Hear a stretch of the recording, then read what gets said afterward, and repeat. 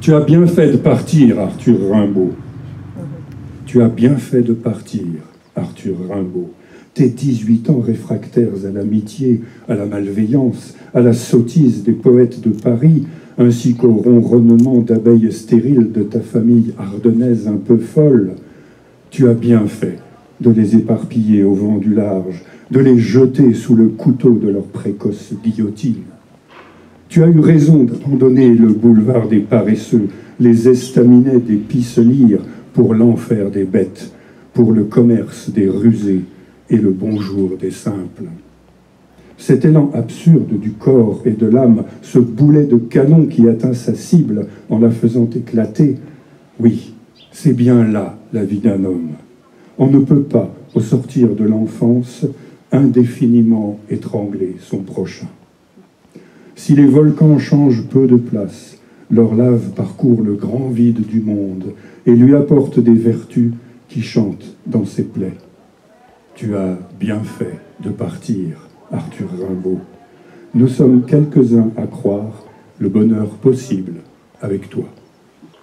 Cher Antonin Artaud, j'ai pris, évitant les intermédiaires hilars, l'habitude de penser à vous dans l'inconnu et l'absence de propos. Ainsi se maintiennent intacts l'attachement que je voue à votre œuvre et l'affection que j'éprouve pour votre personne. Les circonstances m'ont appris l'économie des très rares volcans et aussi le pouvoir d'évaporation de tout ce qui a du prix, pour peu qu'on veuille l'appréhender. Je verrai désormais, brisant le crâne des horloges, l'apocalypse de Van Gogh s'universaliser à travers vous. Votre charrue laboure ce monde perdu, soulève et remet à leur course passionnée les inextinguibles météores que les bourreaux de toujours tentent d'enfouir dans leur fumier. Merci, cher Antonin Artaud, de vivre dans le feu de ces blés.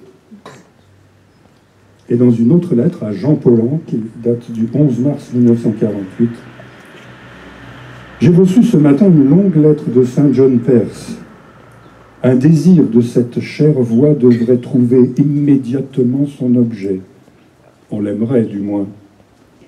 Dans ce monde de fer tordu et de septicémie galopante, un sillon de cette envergure, il faut en sauver le murmure et la liberté.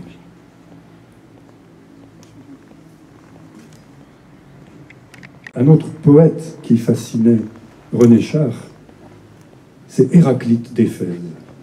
L'âme s'éprend périodiquement de ce montagnard ailé, le philosophe, qui propose de lui faire atteindre une aiguille plus transparente pour la conquête de laquelle elle se suppose au monde. Mais comme les lois chaque fois proposées sont, en partie tout au moins, démenties par l'opposition, l'expérience et la lassitude, fonction universelle, le but espéré est en fin de compte une déception, une remise en jeu de la connaissance. La fenêtre ouverte avec éclat sur le prochain ne l'était que sur l'en-dedans, le très enchevêtré en-dedans. Il en fut ainsi jusqu'à Héraclite. Tel continue d'aller le monde pour ceux qui ignorent l'Éphésiens.